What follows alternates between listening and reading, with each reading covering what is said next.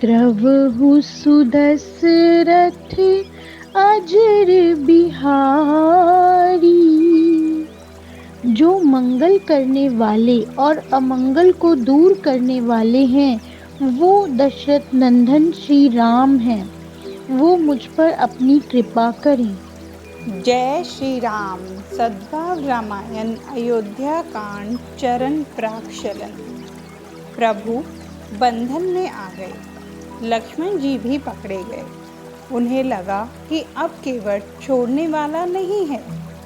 यह तो पिछले जन्म का हिसाब मांग रहा है। अब विलंब नहीं हो सकता। सो भगवान ने अपने आप कह दिया, बेगी आनु जल पाँव पखारू, होत विलंब उतारहि पारू। भाई जल्दी कर, जल ले आ, चरण पखार ले और नौका में बिठाकर सामने किनारे पर ले जा। केवट नाचने लगा।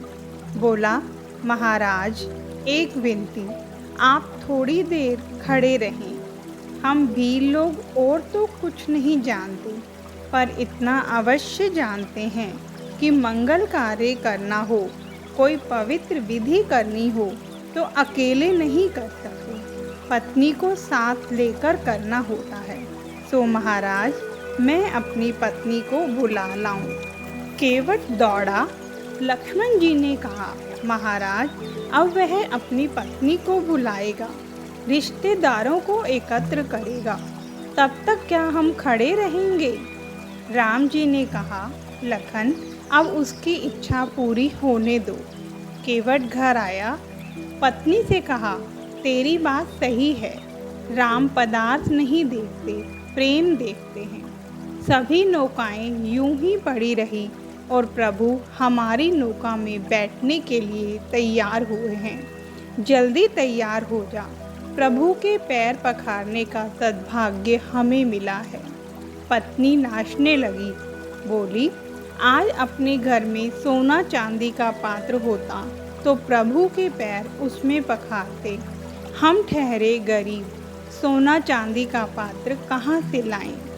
साधनहीन लोगों को ऐसे प्रसंग पर गरीबी बहुत सताती है। केवट की पत्नी रो पड़ी।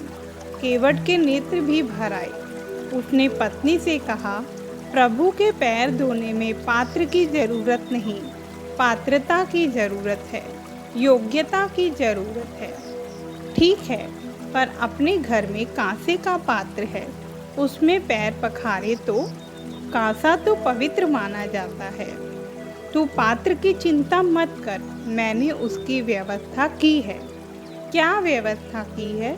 मेरी नौका में जब पानी भर जाता है तब पानी उलेचने के लिए लकड़ी का एक कथरोटा रखता हूँ, उसमें पैर धोने हैं। लकड़ी के कथरोटा में क्या पैर धोए जाएं? कम से कम कांसे का पात्र तो ले लीजिए। तू समझी नहीं, कांसा धातु है। धातु में प्रभु के पैर पखारे तो धातु पानी सोख न सके। चरणामृत सभी को देंगे, फिर धातु जैसी थी वैसी ही हो जाएगी। और लकड़ी में पैर पखारेंगे तो लकड़ी पानी सोख लेगी। चरणामृत बांटने के बाद कथरोटा 4-5 दिन भगवत चरणामृत से भीगा रहेगा। फिर वह कथरोटा मैं नौका में नहीं रखूँगा, तुझे रोटी बनाने के लिए रसोई घर में दे दूँगा। भगवान के चरणामृत से भीगे पात्र में तू जो रोटी बनाएगी वह हम खाएंगे तो अपनी बुद्धि पवित्र होगी। तीसरा कारण, नौका लकड़ी की और कथरोटा भी लकड़ी का, दोनों एक ही जाति के। अब यदि नौका को रामचरण का लाभ मिले और लकड़ी के कथरोटा को न मिले तो कथरोटा शिकायत करेगा कि हम दोनों एक कुल के, फिर भी एक को रामचरण पखारने का लाभ मिले और दूसरे को न मिले तो यह ठीक नहीं है। राम तो दोनों के लिए समान है। आदमी को बचाने का जितना यश नौका लेती है उससे ज़्यादा यश कथरोटा का है, क्योंकि नौका में जब पानी भर जाता था और वह खुद जब डूब रही थी तभी इसी कथरोटा ने पानी उलीच उलीच कर लोगों के प्राण बचाए। इसलिए इस कथरोटा को रामचरण का लाभ मिलना चाहिए। चौथा कारण, कैकेयी माँ ने राम जी को उदासी व्रत पालन की सूचना दी है। सनातन धर्म में ऐसा नियम है कि जो आदमी उदासी व्रत पालन करे वह धातु का स्पर्श नहीं कर सकता। अब धातु पात्र में यदि राम के चरण को पखारूं तो प्रभु ना नहीं करेंगे, पर उनका व्रत टूट जाए। ऐसा मुझे नहीं करना चाहिए। कितना महान भक्त कहता है कि परमात्मा का व्रत टूटे, ऐसा आग्रह मुझे नहीं रखना चाहिए। पत्नी तैयार हो गई, सारा गांव इकट्ठा हो गया। केवट कथरोटा में पानी भरकर लाया।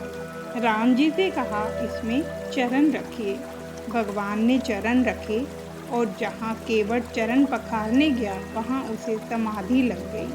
आँख में आंसू भर आए।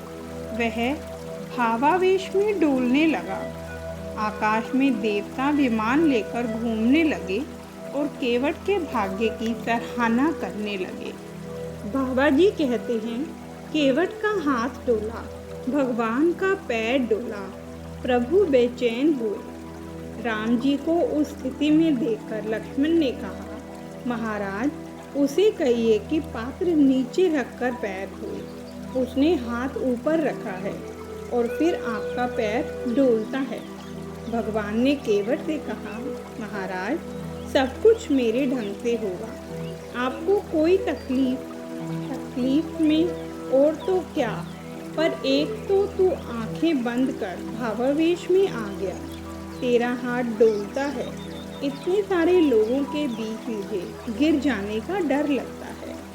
महाराज यदि आपको गिर जाने का डर लगता है तो एक काम कीजिए, थोड़ा झुककर दोनों हाथों से मेरा सिर पकड़ रखिए। लक्ष्मण ने कहा, महाराज यह ठीक है, यदि उसके सिर पर हाथ रखेंगे तो उसकी बुद्धि में सुधार होगा और हमें परेशान नहीं करेगा।